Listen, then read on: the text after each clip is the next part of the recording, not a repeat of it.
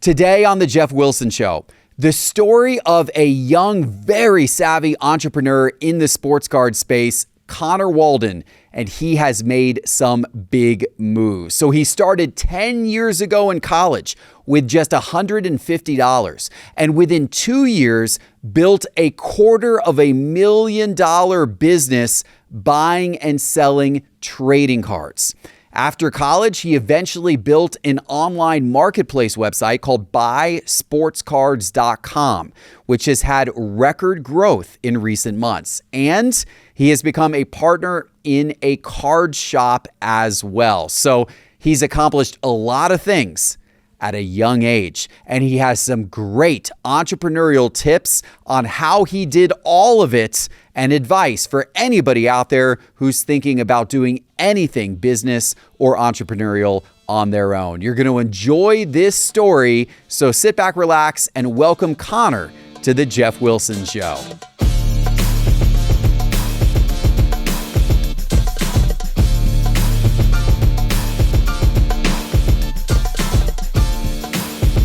This episode is brought to you by Arena Club. Arena Club is an innovative platform featuring grading and authentication, vaulting, and digital pack openings. Be sure to check out the amazing items up for auction right now at Arena Club. From rare cards to top-tier collectibles, there's something for you at Arena Club. Download the Arena Club app today by searching Arena Club in the App Store on your phone, and then use promo code SCI for 10% off your first purchase of cards at Arena Club. Hey, Connor, welcome to the Geoff Wilson Show. Hey, Geoff, thanks for having me on. Yeah, super excited to dig in. I think the audience is going to get a lot of value hearing your entrepreneurial background and how you now have a card shop. You now have a online marketplace. You did it with no outside funding. I'm sure that there's a lot of people listening that would dream someday to own a card shop or dream someday to build an online marketplace or have some type of app or website, that serves the hobby. So I'd love to get started by just kind of tracing through that story. Like, how did you get involved in all of this from the beginning?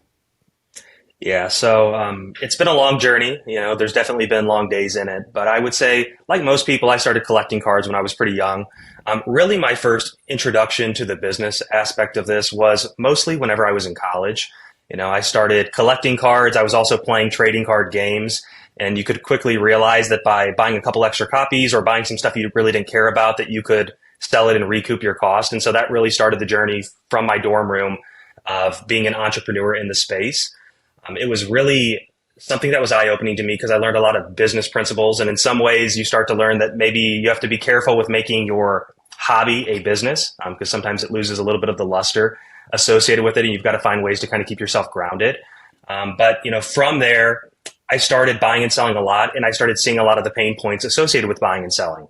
And I started using marketplaces outside of eBay that were built for specialization, such as TCG Player for my trading cards, and realized that there was a lot of opportunities when you built for a specific group of customers. And that's really what we've tried to do with buysportscards.com. And so it got to the point where there was a lot of things that I would often talk to people about, things I would suggest to sites like eBay and never really see implemented. And at a certain point, I said, through my experience as somebody who's a collector, who at that point was a dealer, eventually having my own card store by the time that I decided to launch buysportscards.com, that if anyone was going to do it, I might as well do it. And I might as well put my own money where my mouth was to try to build something like buysportscards.com, where we've really tried to focus on being the easiest place to buy and sell sports cards for people that are collectors.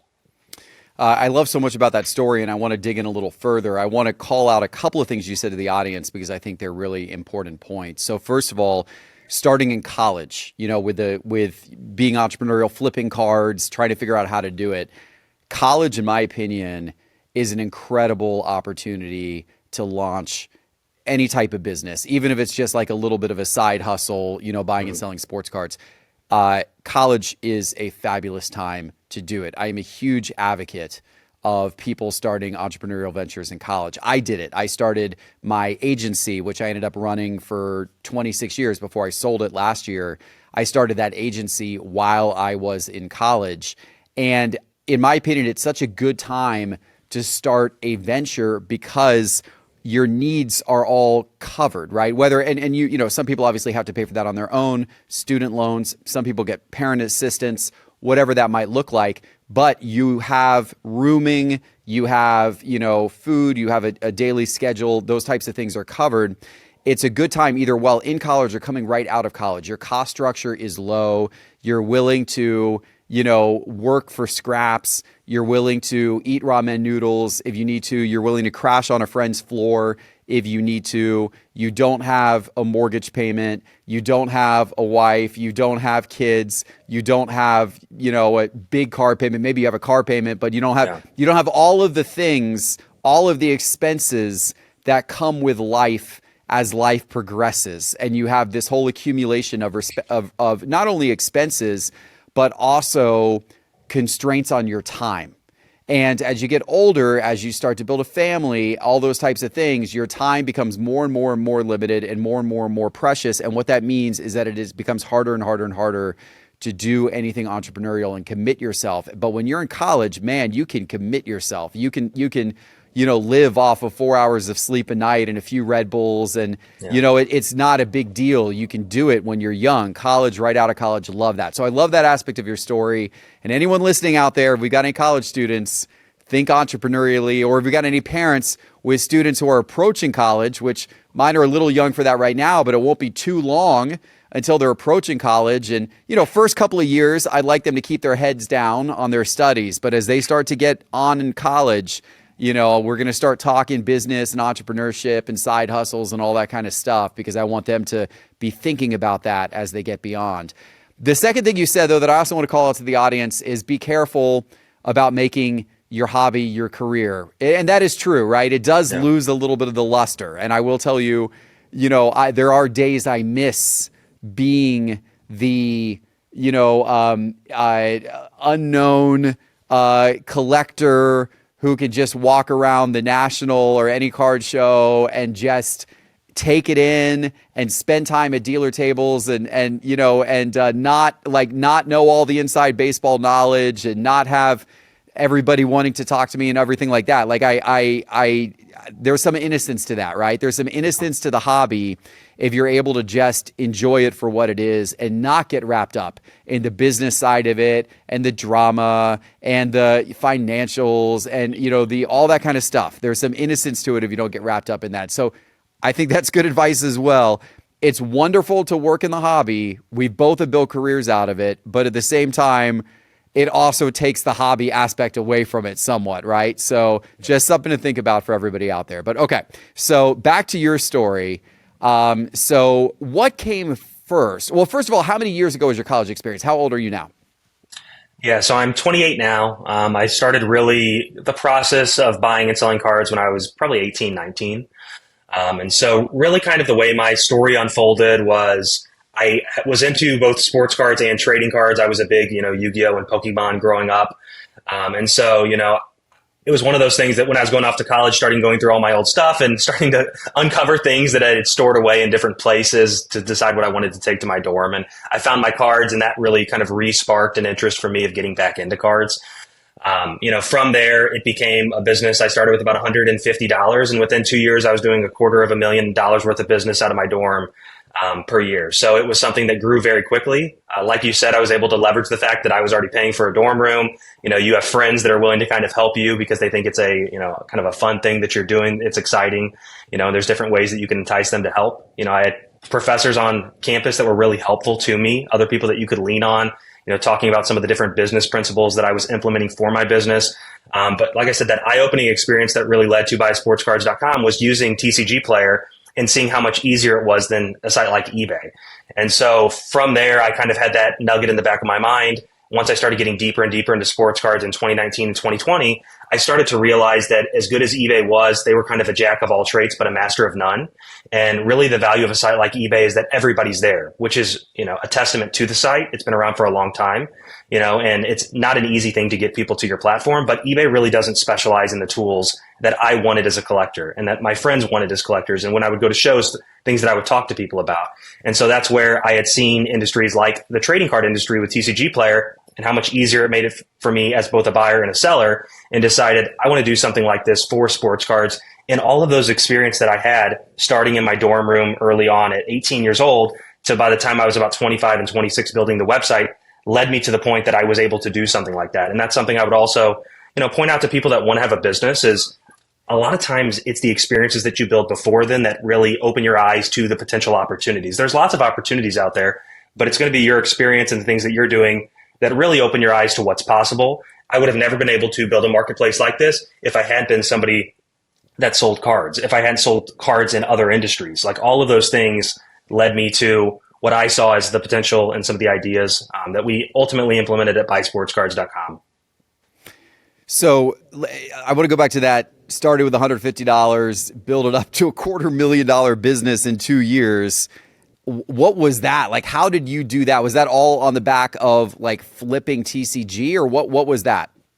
So that was primarily trading cards at that point.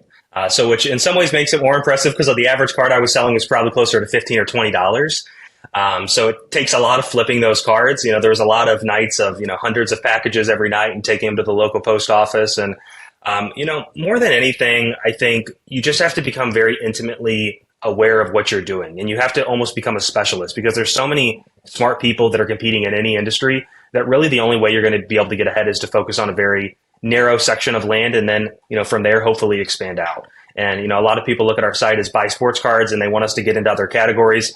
But really our philosophy has always been to make it the easiest place to buy and sell sports cards. I'd rather be, an inch wide and a mile deep than a mile wide and an inch deep. Because I think that that's ultimately where you can separate yourself, especially as a business that's self-funded, that in some cases are doing things on shoestring budgets.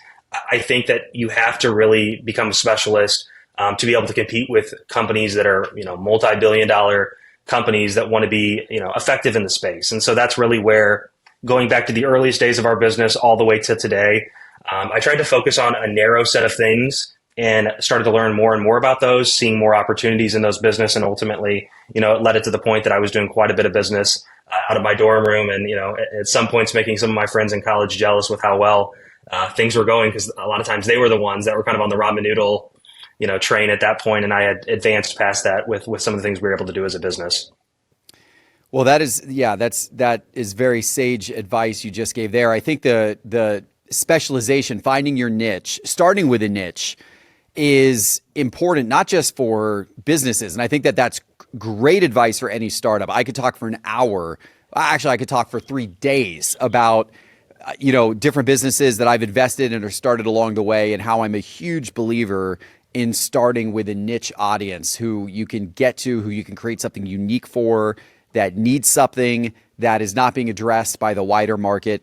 Wonderful advice. But that advice also, by the way, applies to content creators. And when I talk to new content creators who are trying to launch into the sports card space or the trading card space, I say to them, hey, what's going to be the niche around your content that's going to be unique and is going to help it stand out from the crowd? When Sports Card Investor first started, our niche was, we were talking about the dollars and cents and price movements of sports cards.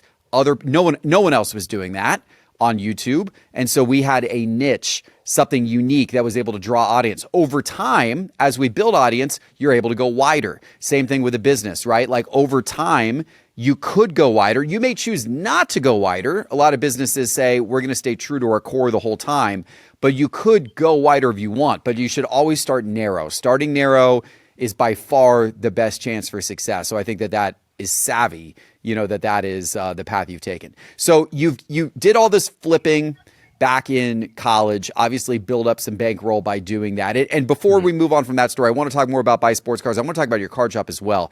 But before we move on from that story, because I'm sure there's still some people out there that are like, wait a minute, how did he build a $250,000 business flipping cards in college? What was that process like? Like, how were you acquiring the cards? How were you selling the cards? And how were you getting kind of that much turnover to build that quickly? Yeah, so as I think you probably know from your card store, inventory is the biggest thing. Sourcing inventory is always difficult, especially when you're relying on singles. And so for me, it really started out going to local card stores, seeing that a lot of the stores that were there were not actually buying singles. In some cases, some of the stores even allowed me to buy singles inside of their store because they often didn't have a lot of money to do that. They weren't interested in buying the cards from their customer. And I was actually providing a service for them because it was getting money into their customers' pockets so that they could spend other money at the card store. So I really was serving as liquidity at some of the local card stores. It ultimately got to the point that I started traveling the country, going to shows, setting up at booths, buying out whole card stores, basically cases. And just like anything, it's built one day at a time. Like you said, it seems like a big jump. There was a lot of things that I learned along the way and a lot of opportunities that presented itself. And, as I got deeper and deeper into it, there was just so many things. I mean, a big thing for me at the time, honestly, was Facebook groups, because people were listing cards on there. And a lot of times the only people were buying them back in, 2019, or I guess it was before then, but it would have been maybe 2016 through 2019. People were just buying stuff for the trading card games that they needed for their own decks. And people weren't buying it for kind of the arbitrage of saying, hey, I can flip this. And so, a lot of times I was able to come along and buy cards that people, they didn't care about the card, but there was a customer out there somewhere for it. Maybe not in the Facebook group, but once I got it onto one of these big marketplaces, there was somebody out there to buy it. And so that was how I was able to obtain a lot of cards, and doing it over and over again, kind of became the laws of compounding, where by the time I got to the end of my first year and into my second year, I started to actually make pretty good money doing it. Yeah, it sounds like a lot of grind and hustle and just doing it over and over again, doing it over and over again. And over time, as you said, compounding, it just, you can build a business that way, can snowball. Okay. So that's a little bit about your college experience. You've talked about the website. I want to dive into the website more, but tell me about the card shop side, because you have a card shop now as well, right? Yes. Yeah. So I've got a card store. I met a lot of great people through what I was doing in college. One of them is now my business partner who runs the day-to-day operations at our store, Mystic TCG here in St. Louis, Missouri. We focus basically only on trading cards, because that's really where his expertise and specialization is. And it was a lot of where my expertise as somebody who was selling was at the time that we decided to go into business together.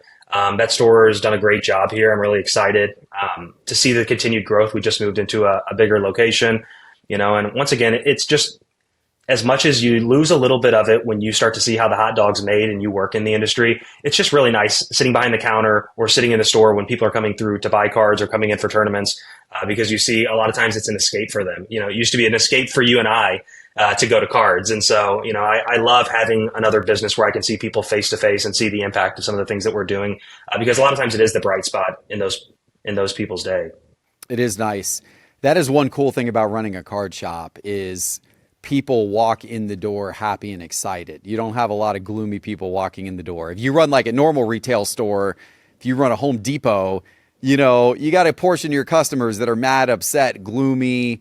They're behind on a job they're trying to do, or they bought something and they got to return it because they, it's not working for them, or they can't figure something out, or whatever it is. Like, there's a portion of the customers that are never going to be very happy coming in and having great experiences and interactions. Card shops are pretty cool because people are always excited walking in the front door. It's a little bit like going to a candy shop. Like, they're like, oh, this is fun. I get to go to the place I really want to be and buy the products that make me happy. So it's cool. I agree with you. There's a good vibe. Card shops have good vibes, and getting to sit behind the counter, being a card shop owner, it's fun. It puts a smile on your face, getting to see those good vibes. So that's cool. So you got the card shop and you got the website. Now, one thing that I'm realizing as we're going through this story that is kind of interesting and unique is your background in college was more oriented around trading card games. Your card shop is oriented around trading card games. So when you built the website, why orient and niche the website around sports cards, which is different, instead of trading card games, which you knew more about? Yeah, so I would say really the reason for that is, like a lot of people, because I graduated college in 2019, so it was kind of that second renaissance for me as I got home, and now it wasn't what I wanted to take to college, it was what I wanted to take out of my parents' house, and starting to get back in and see those sports cards that I hadn't seen in 4 years at that point. And like a lot of other people, I think that the pandemic really got me deeper into sports. As I've gotten older, I have more of an appreciation, I think, for sports as something, especially now I have two young sons, so something that we can do together. And I remembered, a lot of the memories that I had with my dad, who passed away in 2019. So there was a lot that was going on at that time where, sports cards became much more nostalgic for me at that point, and some of the memories associated with going and getting them and watching some of the players. And, what I had realized is that, TCG Player does a pretty good job for trading cards, but nothing like that exists for sports cards. And what a lot of people, look at kind of eBay as a site who is such a dominant force in the industry, they see it as kind of the 800-pound gorilla that's, it's unobtainable to stop them. It's kind of like the second law of thermodynamics. That's something, in motion will always be in motion. But if you look across a lot of different niche industries like this, when you have TCG Player for trading cards, you have StockX for shoes, you have Reverb.com for musical instruments, you've got Bricklink for Legos and Discogs for vinyl discs. there's all of these marketplaces that have popped up over the last 7 to 10 years that have chosen to specialize because the people that are hobbyists really are passionate about what they're doing. And, sports cards is something that people haven't really tried to do it because where we focus on the market is typically the low to mid end of the market. There's a lot of excitement over the 1,000 and 10,000 and 100,000 and $1 million sales in the industry. But, 80+% of the transactions are happening below $20 on eBay. 88% of the cards on eBay are below $5. And this is a part of the industry that I'm passionate about because I actually love set collecting. I love player collecting. I love the cards that I collected as a kid. And I just saw that there wasn't a lot of attention around that in this industry. And there was a lot of things that I was looking for as a customer. And so I was able to take some of my experiences from an adjacent industry and say, why don't I try to implement some of those things, make changes on them where necessary, because sports cards and trading cards are very different, and build a site like buysportscards.com. And so that was really where that outside experience that I had helped me to realize maybe something that was missing inside of another industry that I cared a lot about. Yeah. Okay. It makes sense. And for people who aren't really familiar maybe with TCG Player, and what you keep saying, like, TCG Player has some uniqueness, for the trading card industry that eBay doesn't have, and you wanted to bring that over to sports cards. What is that? Like, what is it that's different and unique about your website that people aren't getting when they go to eBay to look for sports cards? Yeah. So what I would really say is that, like I said, everything that we want to do is built around how to make buying and selling easier. So from the standpoint of our inventory, we've been live for 2.5 years now. We have over 25 million cards on our platform. That's more inventory than has been added to any site besides eBay since we've launched. It's, ends up being one card every couple seconds. In 2024, we had one card listed every 2 seconds on our platform. So in terms of our sellers, what we provide for them is we provide structure and we provide tools that make it really easy to list cards. So we'll have people that can list over 1,000 cards in an hour on our platform, whereas if they were on eBay, they would be typically listing, maybe 10, 20, 30, 50 cards at most in that amount of time. So we really have reduced the amount of time and the cost associated with listing cards. And ultimately that has helped the people who have the most cards, which is a lot of the base cards, some of the lower end inserts and parallels. Cards below $50 or $100 is where we've really been able to find our niche in the industry and get our foot in the door.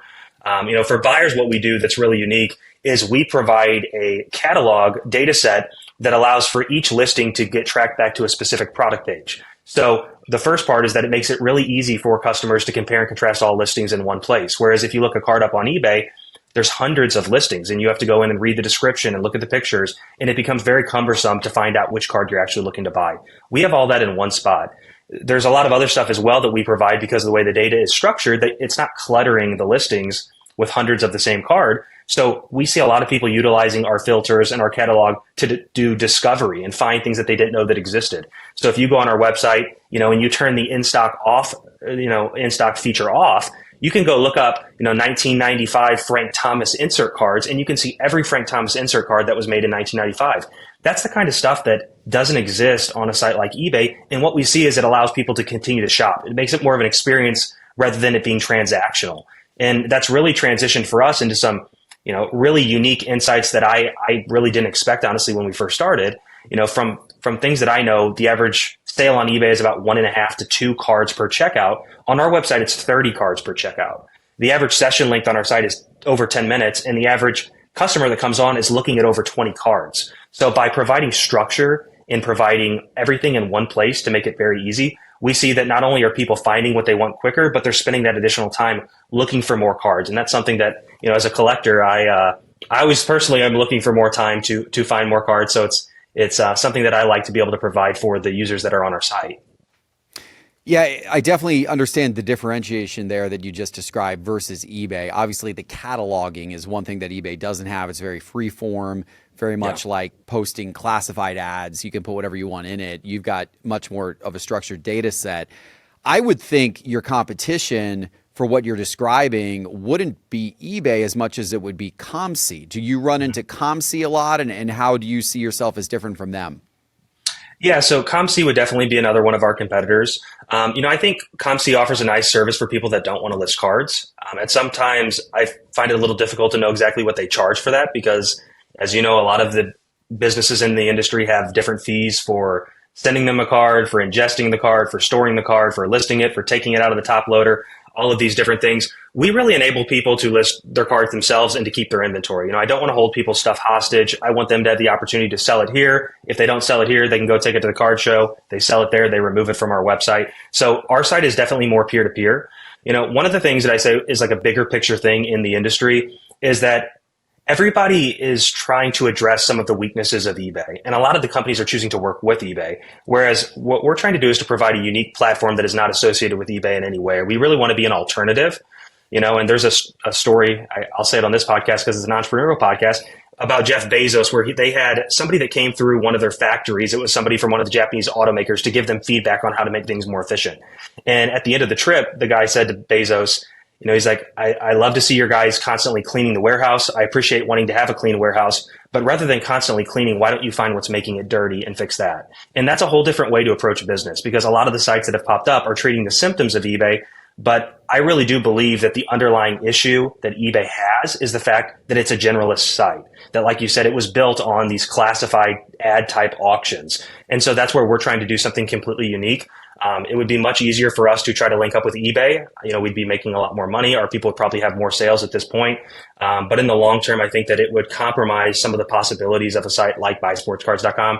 And so that's where, I really do see eBay as more of a competitor, because it's kind of the sun that everything's orbiting around in this part of the market. Yeah, they're definitely the big player for sure. So I'm sure people listening would be interested to know how you got the website off the ground to begin with, because I think you've told me that everything you've done in your journey has been self-funded, and you haven't had any outside capital, and you also haven't had to put that much money into it yourself. So if somebody out there is like, well, gosh, I want to build my own product, app, website, that could serve some type of niche for some type of collectible industry, how do you go about that process?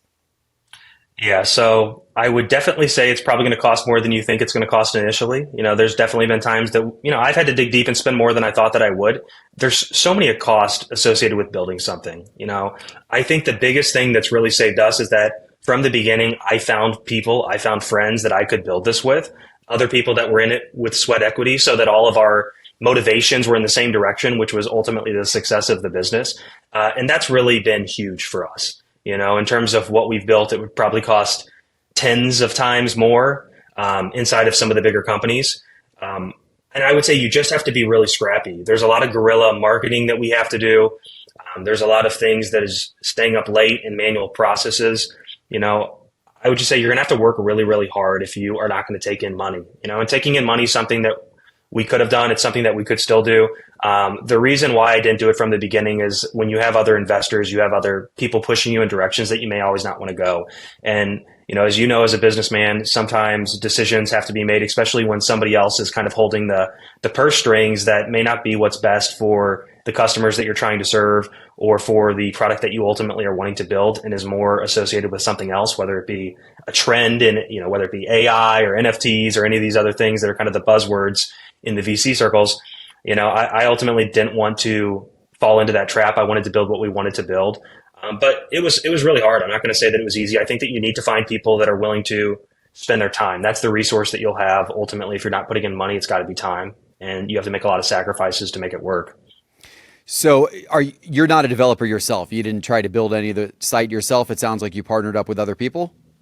Yeah, well, and I've had to learn things along the way myself as well. So like every page on our website, I've personally designed.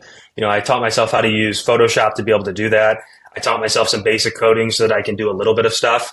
I'm not by any means pulling the broad weight of the website, but I think you kind of have to become somebody that can wear every hat, especially in a small business. You have to be able to be intimately aware of everything that's going on. And that ultimately is your advantage. People talk a lot about like our customer support staff, which, like I said, we have a small team. I mean, it's a handful of people that are working, but we are diligent. We're responsive. I think we give good feedback, and we're there for people. And so, we leverage the fact that we're wearing a lot of hats, which it sometimes feels chaotic, as something that can be a benefit, because we're a lot closer to the customer.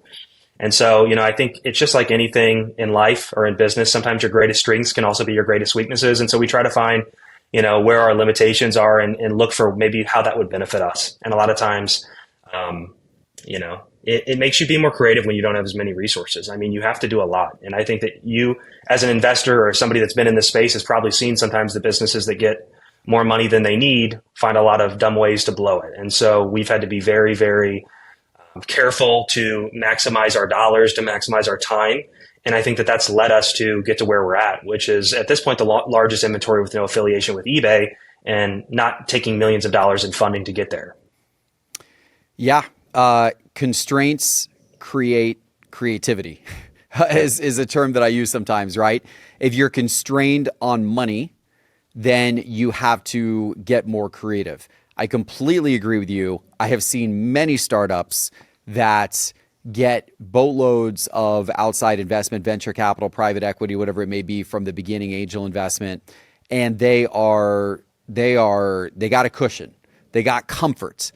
Comfort as a startup founder, if you are inexperienced, is like death. Like once you've done it a whole bunch of times, then having capital behind you from the get, I think is good. It's better. But when you're new at it, having a bunch of capital is just an invitation to, spend the capital in unwise ways because you don't know any better, and not work as hard because you feel like you got a cushion. And those things are never going to lead to a successful startup. So I love the bootstrap mentality. I love we're going to do it our way. We're going to work hard. We're going to figure it out. We're going to make it happen.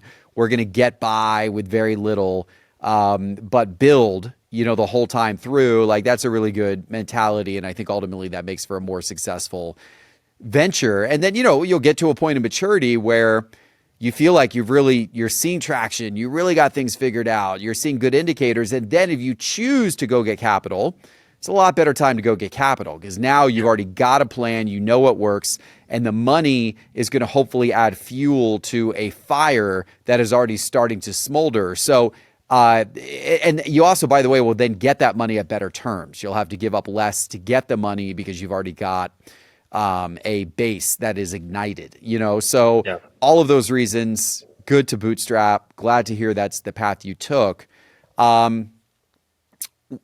Marketplace though, like, man, you entered a difficult market like this, and I'll be honest, like we had discussions, at Sports Card Investor, like we have the resources and ability and audience to do a marketplace. Like we have had discussions about it over the years. Like why not turn Market Movers into a marketplace, or why not build a marketplace on our sportscardinvestor.com website and use our content to push people to it and build this out. And I've looked at that extensively and I'm like, man, it is got to be challenging to build the number of listings that you need and the number of customers that you need, because a marketplace is two-sided. It's a very hard business to launch because you have to successfully market and win two totally different sets of customers. Most businesses to succeed, you only need one set of customers. For Market Movers to succeed, I simply need people who want to get pricing data and track their collections to subscribe to the app. For Cards HQ to succeed, I simply need people who want to buy sports cards and trading cards to come into our shop or go on our Cards HQ website. But for a marketplace to succeed, you've got to have dealers committed to list inventory, and you've got to have the shoppers committed to buy inventory. You got to have both. That has always been what has scared me away from it, particularly in the light of eBay and ComC and, Fanatics Collect is trying to get more broad when it comes to it, and Golden, although they've gone now kind of more high end again, and others, right? And so with all these out there, I'm not going to do it. We're not going to do it. We're not going to be competition, ever in that way. But you chose to do it. How did you make that work? How are you making that work? How have you overcome or are trying to overcome that challenge? Because I know that's got to be a big one. Yeah, no, it's a great point, and I would say really for us, the best motivation for wanting to build something is wanting it for yourself, and you mentioned there's lots of marketplaces out there. I'm a collector. I've used those marketplaces, and the reality is that in many cases they didn't meet the needs that I had. And, that wasn't a unique insight. I talked to a lot of people that felt very similarly about it, and it is a difficult thing to get into. It's definitely not the low hanging fruit of the industry, but it's a cornerstone of really the hobby, and I think that's an important one. And you mentioned ComC, and what they've been able to build is great. They definitely service a certain kind of customer, and I think that they've done a relatively good job at that. But they've really been the last one that have went into this low mid end part of the market, and that would have been at this point probably 15, 17, 18 years ago. So there's really not been people that have tried to address some of these things. And that's really where I think there's an opportunity. Sometimes in business, when people see things to be too difficult, that's kind of your moat, is that it's hard, and so that's really what we've seen. It's hard to build a catalog of over, 20 million SKUs. It's hard to get over 25 million cards. We have some of the biggest card stores in the country now on our site. Jim and Steve's, who's the second biggest inventory behind Burbank, just came on our site to start at the beginning of 2025. They brought over 10 million cards. It's hard to build those relationships, but that goes back to the fact that I have a card store. I have experience with some of these things. And, if you're going to build a marketplace, just like we talked about business, you have to find your niche. You have to find where the opportunity is. For us, it was in the low end of the market. And now, as we've seen more and more traction, we've continued to scoot our way up. And something I'm really proud of is, and I'll knock on wood here, but as we go into the end of January, we're up 50% month over month where we were in December, which was a record month for us. So we're continuing to show great growth. But the reality is the first month that our website was live, we had one sale the first day for $13, and then I didn't have another sale for the next 30 days. I don't know how many people would have probably continued after something like that. It would have probably had a lot of people trying to pivot and to change the business. I think that you ultimately really need to find an idea and to stick to it in the face of adversity to ultimately come out on the other side and succeed. And so I'm excited to see that as we come into 2025, a lot of our hard work, a lot of the foundation that we've laid is now leading us to the point that we're seeing the success that we thought was possible with a site like buysportscards.com. And so it wasn't easy, but I really have always thought that the opportunity was there. And I'm glad that we're starting to kind of see the fruits of our labor. That's awesome. That's wonderful to hear. Congratulations. All right, so let's wrap up on this, Connor. Tell everybody how they can connect right now with Buy Sports Cards, and then also anything coming up this year that maybe they should look forward to here in the future for Buy Sports Cards.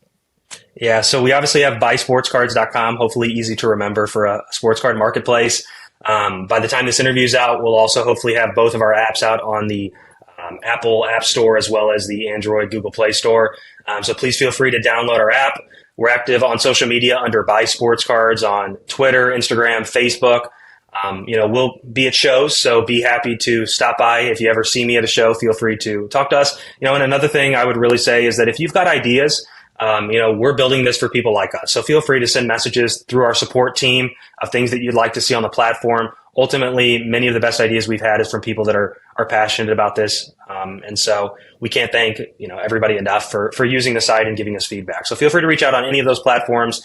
And like I said, if you like what we're doing, please feel free to support it. In terms of selling, we have 0% seller fees. So I don't think I mentioned that before, which would probably be kind of the introduction for most marketplaces. But really for us, that's not the selling point. It's just something to get people to try us, because ultimately I think that if they try us, they'll like it. So feel free to try the site. It's free to do. And hopefully you can get some value out of buysportscards.com.